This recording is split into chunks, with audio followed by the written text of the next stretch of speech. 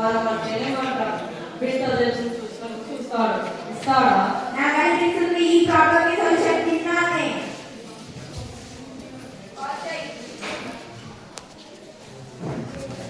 Hello నాన్న, ఎలా ఉన్నావు? ఆరోగ్యం ఇప్పుడే పడుతుంటే నీకు ఏదో అయినట్టు పీడకలు వచ్చిందా? నేను చూసి చాలా రోజులు అవుతున్నా. నువ్వు అర్జెంట్గా వచ్చేసి వస్తున్నావు అంతే.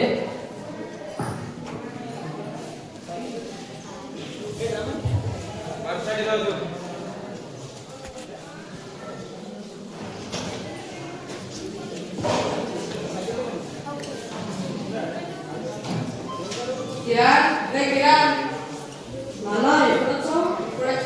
ఆడుకున్నాక చిన్న సమయం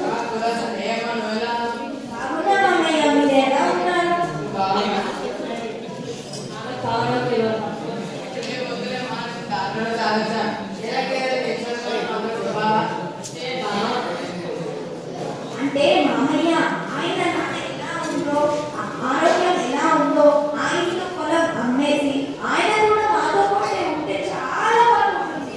ఈయన కూడా చెప్తా అన్నారు, చెప్పలేదు. ఏంటమ్మా కన్నకు కన్న తల్లితో సమానం. నాకేమవుతుంది? నాన్న ఉన్నదన్నట్టు చెప్పేస్తున్నాను.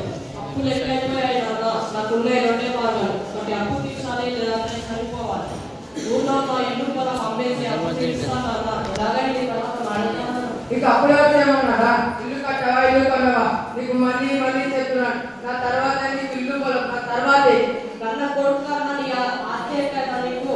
నీకు తండ్రి ఎవరు కూడా వచ్చి అంటే నాకు నీకోసం పిలుస్తావా? అయితే నేను ఇప్పుడు బయలుదేరుతా. మామయ్య మామయ్య మీరు ఆగండి. పుట్టి పెరిగిన ఊరు, సాగు చేసిన భూమి, బ్రతుకు తీరిన ఇల్లు, ఆ మాత్రం ప్రేమ ఉండదు కిరణ్. మామయ్య మీరు వెళ్ళి కాలు చేతులు కడుక్కోండి, వెళ్ళండి మామయ్య. బ్రతకాలు జయమంటే కిరణ్, అది ఎప్పటికైనా స్టాంప్ వెళ్ళి స్టాంప్ పేపర్ స్టడీ చేసి పెట్టు. ఆశలు ఆరాధన నేను చూస్తా.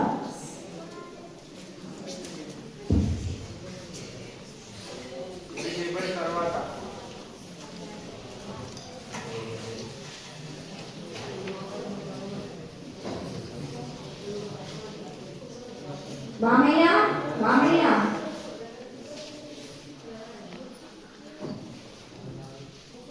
మామయ్య మీరు జ్యూస్ తాగి రెస్ట్ తీసుకోండి, నేను వంట రెడీ చేసి పెడతాను.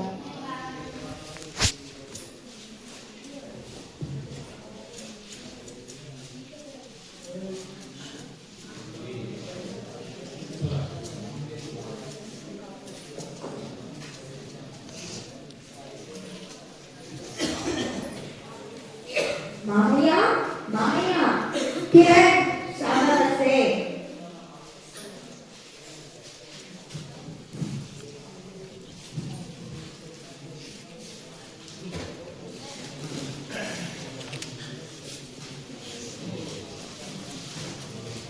అమ్మయ్య ఓ పని అయిపోయింది. తర్వాత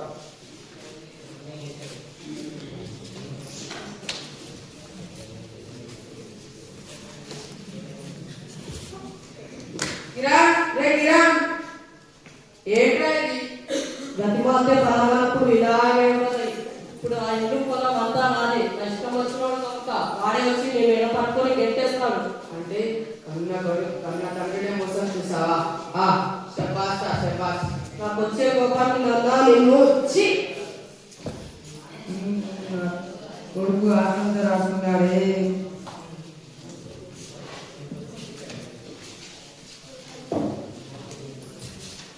కొన్ని రోజుల తర్వాత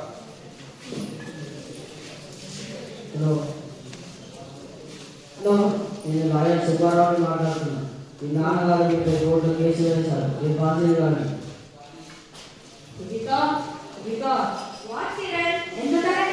నాన్నగారిపై కోర్టులో కేసు వేశారన్న గీత. ఏం భయపడ కిరణ్, ఆయన తర్వాత ఎలాగైనా నీదే కదా ఆస్తి. చాలా భయం వేస్తుంది గీత. ఏం భయపడ కిరణ్, రేపు కోర్టులో చూసుకుందాం.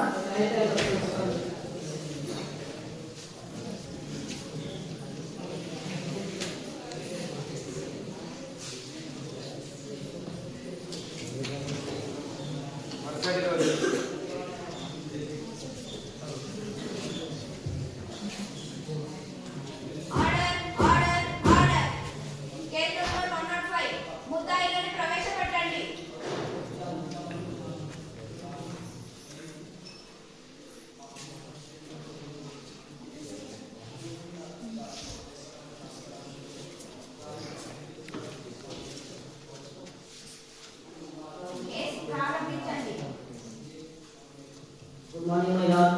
Good morning.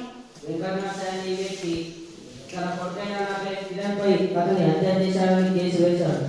కానీ కామెడీ ఏంటంటే మనం మీరు చూసుకున్నట్లయితే అతను శరీరంగా మన ముందే బ్రతికి ఉన్నాడు. సో కోర్టు వారి విలువైన సమయాన్ని వృధా చేయకుండా కేసుని కొట్టివేయాలని నా మనవి. Thank you Ram. ఏంటయ్యా వాదన జరగకముందే కొట్టివేయమంటున్నారేంటి? వెంకటరమణయ్య, మీరు చెప్పాల్సింది ఏమైనా ఉందా? చాలా ఉన్నాయా? అది వాదన కాదయ్యా, గుండెల్లో నుంచి వచ్చింది. ఆయన నాపై నన్ను చంపాడని కేసు వేసింది వాస్తవమే. కానీ మీరు అడగచ్చు మీరు బతికే ఉన్నారు కదా అని. కన్న కొడుకు చేతిలో కన్న తండ్రి మోసపోతే చనిపోయినట్లు కాదా అమ్మా? నా కొడుకు బాగా చదువుకొని ఎదుగుతాడంటే తప్పులు చేసి నన్ను చాలా బాధ పెట్టాడయ్యా. వాళ్ళంటి తల్లిదండ్రులకి కాపాడండి అయ్యా.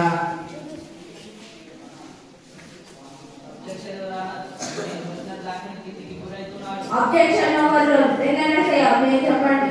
అయ్యా, నా కొడుకు బాగా చదువుకొని ఎదుగుతాడంటే అప్పులు చేసి తప్పులనే బతకడం చేత కాకపోతే మా దగ్గరకు వచ్చి మీరే ఇచ్చారు, మీరే డ్రాప్ చేశారు అంటూ గుండెలపై తంటుంటే నాలాంటి చాలా మంది తల్లిదండ్రులు మట్టైపోతున్నారయ్యా. నాలాంటి అయ్యా అమ్మ గెలిచి గారు నాలాంటి చాలా మంది తల్లిదండ్రుల్ని కాపాడండి అయ్యా, కాపాడండి. రే అయ్యా, నీ పుట్టుక ఒక జ్ఞాపకం, నీ అడుగులతో జ్ఞాపకం, నీ పెళ్లి యొక్క జ్ఞాపకం. నన్ను ఎలా అవసరం చేయాలనిపించిందా? రే అయ్యా, నీకు ఆస్తి అంటే భవిష్యత్తులో ఈ బాంధాన్ని తట్టుకోలేక ఉండడానికి ఇల్లు వేసుకోవడానికి గుడ్డ ఉంటే తాపత్రయంతోనే కదా అమ్మా జడ్జి గారు. ఇలాంటి కొడుకుల వల్ల మాలాంటి చాలా మంది తల్లిదండ్రులు మోసపోతున్నారయ్యా. మమ్మల్ని కాపాడండి అయ్యా. ఎవరైనా అమ్మ గురించి మాట్లాడతారే కానీ మీ నాన్న గురించి మాట్లాడతారా? అమ్మ కనీసం తండ్రిలో రూపంలో బాధ తొలగించుకుంటుంది, కానీ వీడున్నాడే నాన్న అనేవాడు, వీడికి కనీసం ఏంటే స్వతంత్రం కూడా దొరకదు. జీవితాంతం తండ్రిలు దిగబెడుతూనే చావాల్సిందే.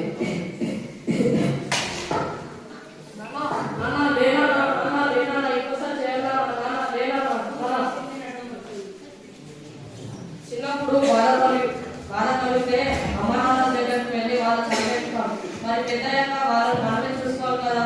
మాటలతోనో చేతులతోనో తల్లిదండ్రులని మనమే మోసం చేసేలా ఆలోచించండి.